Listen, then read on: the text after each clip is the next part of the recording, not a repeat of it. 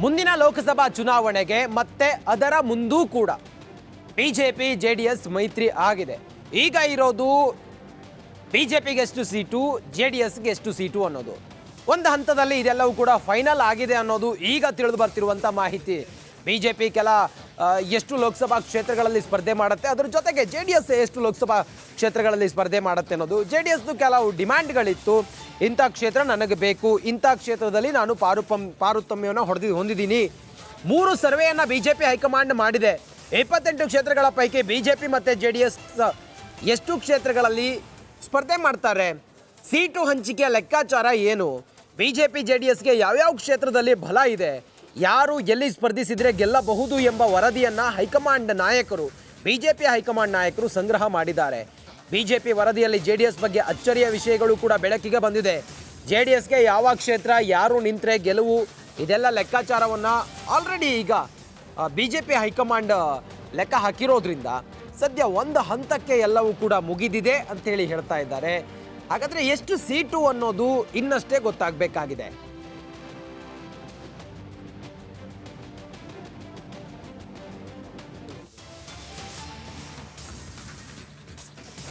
BJP high command 3 ಸರ್ವೆಯ exclusive ಮಾಹಿತಿ ಈಗ republic ಕನ್ನಡಕ್ಕೆ ಲಭ್ಯ ಆಗಿದೆ.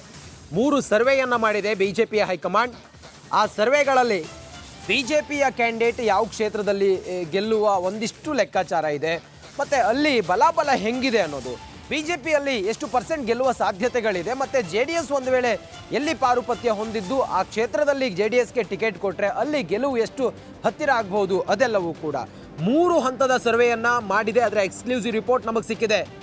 ಜೆ ಡಿ ಎಸ್ಗೆ ಬಿಟ್ಟುಕೊಡಬಹುದಾದ ಕ್ಷೇತ್ರದ ಬಗ್ಗೆ ಮಾಹಿತಿಯನ್ನು ಬಿಜೆಪಿ ಹೈಕಮಾಂಡ್ ಸರ್ವೆ ಮೂಲಕ ಕಲೆ ಹಾಕಿದೆ. 3 ಕ್ಷೇತ್ರದ ಬಗ್ಗೆ ಬಿಜೆಪಿ ಹೈಕಮಾಂಡ್ ಮಹತ್ವದ ಲೆಕ್ಕವನ್ನು ಹಾಕಿ ಸೀಟ್ ಕೊಡೋದು ಈ ಎಲ್ಲ ಲೆಕ್ಕಾಚಾರ. ಜೆ ಡಿ ಎಸ್ ಸೀಟು ಹಂಚಿಕೆ ಬಗ್ಗೆ ಫೈನಲ್ ಮಾತುಕತೆ ಸಾಧ್ಯತೆ. ಈ ವೇಳೆ ಬಿಜೆಪಿ ಆಫರ್ಗೆ ತಮ್ಮ ಅಭಿಪ್ರಾಯವನ್ನು HDK ತಿಳಿಸ್ತಾರೆ. ಇಂಥ ಕ್ಷೇತ್ರ ನಿಮಗೆ ಕೊಟ್ಟದ್ದೇ ಆದರೆ ಅಲ್ಲಿ ಸ್ಪರ್ಧೆ ಮಾಡಿ ಹೇಗೆ ಗೆಲ್ಲಿಸ್ಕೊಂಡು ಬರಬೇಕು ಆ ಕ್ಷೇತ್ರದ ಅಭ್ಯರ್ಥಿಯನ್ನು ಅನ್ನೋದು ಕೂಡ ಇದೆಲ್ಲವೂ ಫೈನಲ್ ಆಗಿದೆ. ಇದನ್ನು HD ಕುಮಾರಸ್ವಾಮಿ ಅವರು ಇದಕ್ಕೊಂದು ಫೈನಲ್ ಕ್ಲಿಯರ್ ಕಟ್ ಪಿಕ್ಚರನ್ನು ಕೊಡ್ತಾರೆ. ಮತ್ತಷ್ಟು ಮಾಹಿತಿಯೊಂದಿಗೆ ನನ್ನ ಸೀನಿಯರ್ ಕಲೀಗ್ ವಿಜಯ್ ಈಗ ಲೈವ್ ಕನೆಕ್ಟ್ ಆಗಿದ್ದಾರೆ. ವಿಜಯ್, 3 ಹಂತದ ಸರ್ವೆಯನ್ನು ಬಿಜೆಪಿ ಹೈಕಮಾಂಡ್ ಮಾಡಿದೆ. ಆ ಸರ್ವೆಯಲ್ಲಿ ಎಷ್ಟು ಕ್ಷೇತ್ರ ಜೆ ಡಿ ಎಸ್ಗೆ, ಎಷ್ಟು ಕ್ಷೇತ್ರ ಬಿಜೆಪಿಗೆ ಅನ್ನೋ ಲೆಕ್ಕಾಚಾರ ಏನಾದರೂ ಪಕ್ಕಾ ಆಗಿದೆಯಾ ವಿಜಯ್? ರಂಜಿತ್, ಬಿಜೆಪಿ JDS ಮೈತ್ರಿ ಈಗಾಗಲೇ ಕೂಡ ಏನು ಘೋಷಣೆ ಆಗಿರುವಂಥದ್ದು. ಆದರೆ ಉಳಿದಿರುವಂಥದ್ದು ಆ ಸೀಟು ಹಂಚಿಕೆ ಸಂಬಂಧಪಟ್ಟಂತೆ, ಅಂದರೆ ಬಿಜೆಪಿ ಹೈಕಮಾಂಡ್ ಸುಖ ಸುಮ್ಮನೆ ಏಕಿ JDS ಜೊತೆ ಮೈತ್ರಿ ಮಾಡ್ಕೊಂಡಿಲ್ಲ ಮತ್ತು ಸೀಟು ಹಂಚಿಕೆನೂ ಕೂಡ ಸುಖ ಸುಮ್ಮನೆ ಮಾಡ್ಕೊಳ್ತಾ ಇಲ್ಲ. ಸರ್ವೆ ನಡೆಸಿ JDS ಶಕ್ತಿ ಮತ್ತು ಬಿಜೆಪಿ ಶಕ್ತಿ ಎರಡೂ ಹೊಂದಾಣಿಕೆ ಮಾಡ್ಕೊಂಡ್ರೆ ಯಾವ ಸೀಟ್ಗಳನ್ನ ಗೆಲ್ಬೋದು, ಕಾಂಗ್ರೆಸ್ಗೆ ಕೌಂಟರ್ ಕೊಡ್ಬೋದು ಅನ್ನೋ ಲೆಕ್ಕಾಚಾರ ಹಾಕಿರುವಂಥದ್ದು. ಒಂದಷ್ಟು JDSಗೆ ಶಕ್ತಿ ಇರುವಂಥ ಕ್ಷೇತ್ರಗಳೆಲ್ಲ ಅಲ್ಲಿ ಮೈತ್ರಿ ಮಾಡ್ಕೊಂಡ್ರೆ ಅಲ್ಲಿ ಕಾಂಗ್ರೆಸ್ನ ಸೋಲಿಸಬಹುದು ಅನ್ನೋ ಲೆಕ್ಕಾಚಾರ ಹಾಕಿರುವಂಥದ್ದು. ಈ ಹಿನ್ನೆಲೆಯಲ್ಲಿ ಒಂದಷ್ಟು ಸೀಟ್ಗಳನ್ನು ಸಂಬಂಧಪಟ್ಟಂತೆ ಏನು JDSಗೆ ಬಿಟ್ಕೊಡುವ ಸಂಬಂಧಪಟ್ಟಂತೆ ಕೂಡ ನಿರ್ಧಾರ ಆಗಿರುವಂಥದ್ದು. ಮತ್ತೊಂದು ಬಿಜೆಪಿ ಗೆಲ್ಲಬಹುದಾದಂಥ ಕ್ಷೇತ್ರಗಳು ಕೂಡ ಸರ್ ಕಾಂಗ್ರೆಸ್ ಟಕ್ಕರ್ ಕೊಡುತ್ತೆ. ಆದರೆ ಅಲ್ಲಿ JDS ಮತ್ತು ಬಿಜೆಪಿ ಎರಡೂ ಒಂದಾದರೆ ಅಲ್ಲಿ ಕಾಂಗ್ರೆಸ್ಗೆ ಏನು ಒಂದು ಕೌಂಟರ್ ಕೊಡ್ಬೋದು ಅನ್ನೋ ಲೆಕ್ಕಾಚಾರ ಇರುವಂಥದ್ದು. ಈ ಎಲ್ಲ ಬೆಳವಣಿಗೆ ಹಿನ್ನೆಲೆಯಲ್ಲಿ ಸರ್ವೆ ಮಾಡಿಸಿರುವಂಥದ್ದು. ಸರ್ವೆ ಆಧಾರದ ಮೇಲೆ ಸೀಟು ಹಂಚಿಕೆ ಬಹುತೇಕ ಆಗುವಂಥದ್ದು. ಅಂದರೆ 3 ರಿಂದ 4 ಲೋಕಸಭಾ ಕ್ಷೇತ್ರಗಳು ಏನು ಈಗಾಗಲೇ ಕೂಡ JDSಗೆ ಕೊಡೋದಕ್ಕೆ ಬಹುತೇಕ ತೀರ್ಮಾನ ಆಗಿರುವಂಥದ್ದು. ಇದೇ ವಾರದಲ್ಲಿ ಬಿಜೆಪಿ ಮತ್ತು JDSನ ಅಂದರೆ ಕುಮಾರಸ್ವಾಮಿ ಕೂಡ ದೆಹಲಿಗೆ ತೆರಳುವಂಥದ್ದು, ಜೊತೆಗೆ ಬಿಜೆಪಿ ನಾಯಕರು ಕೂಡ ತೆರಳುವಂಥದ್ದು, ಅಲ್ಲಿ ಸೀಟು ಹಂಚಿಕೆ ಸಂಬಂಧಪಟ್ಟಂತೆ ಫೈನಲ್ ಆಗುವಂಥದ್ದು.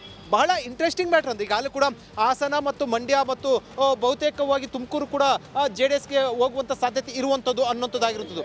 ಆದರೆ ಆಶ್ಚರ್ಯ ಇರುವಂಥದ್ದು ಚಿಕ್ಕಬಳ್ಳಾಪುರ ಮತ್ತು ಬೆಂಗಳೂರು ಉತ್ತರ ಕ್ಷೇತ್ರದಲ್ಲೂ ಕೂಡ ಅಲ್ಲಿ ಒಂದು ರೀತಿಯಲ್ಲಿ 50-50 ಫಾರ್ಮುಲಾ ಇರುವಂಥದ್ದು. ಈ ಹಿನ್ನೆಲೆಯಲ್ಲಿ ಅಲ್ಲಿ JDS ಜೊತೆ ಒಂದಷ್ಟು ಅಂದರೆ ಎರಡೂ ಕೂಡ ಹೊಂದಾಣಿಕೆ ಮಾಡ್ಕೊಂಡಿರುವಂಥ ಈಗಾಗಲೇ ಕೂಡ ಪಕ್ಕ ಆಗಿರುವಂಥದ್ದು. ಆದರೆ ಅಭ್ಯರ್ಥಿಗಳ ಆಯ್ಕೆ ವಿಚಾರ ಸಂಬಂಧಪಟ್ಟಂತೆ ಒಂದಷ್ಟು ಕುತೂಹಲ ಇರುವಂಥದ್ದು. ಈ ಹಿನ್ನೆಲೆಯಲ್ಲಿ ಬಿಜೆಪಿ ಹೈಕಮಾಂಡ್ಗೆ ಇರುವಂಥದ್ದು ಕರ್ನಾಟಕದಲ್ಲಿ ಒಂದೂ ಸೀಟನ್ನು ಕೂಡ ಕಾಂಗ್ರೆಸ್ಗೆ ಗೆಲ್ಲುವುದಕ್ಕೆ ಬಿಡಬಾರ್ದು, ಆ ನಿಟ್ಟಿನಲ್ಲಿ ರಣತಂತ್ರವನ್ನು ರೂಪಿಸ್ತಾ ಇರುವಂಥದ್ದು. ಅದರ ಭಾಗವಾಗಿ ಮೈತ್ರಿ ಹಿನ್ನೆಲೆಯಲ್ಲಿ ಈಗ ಇನ್ನು ಇದೇ ವಾರದಲ್ಲಿ ಸೀಟು ಹಂಚಿಕೆ ಆಗುವಂಥದ್ದು ರಂಜಿತ್.